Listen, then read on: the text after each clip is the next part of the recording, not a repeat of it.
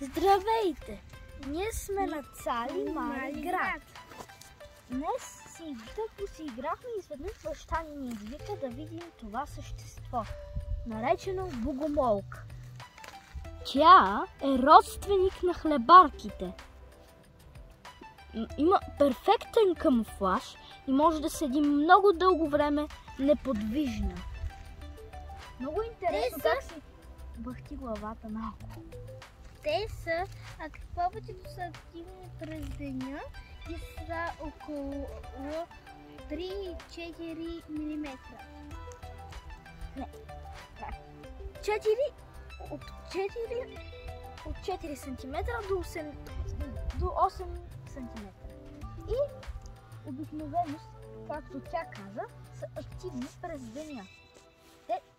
Те чакат плячката си да се доближи достатъчно и я сграбчват с ръците си ето тук. Ето тук, които ходи. Хубаво! За щастие, тя може би си мислите дали няма да ухапе Сашенка, но тя нищо няма да я направи, защото устата ѝ е много малка, за да я захапе. Да, разбирам, скакалеца, да. И да му ухапе, няма да усетя горе-долу нищо.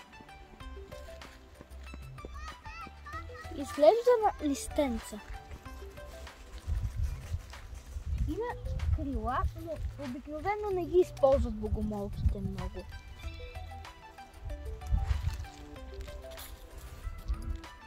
Има зелени очи, интересни са.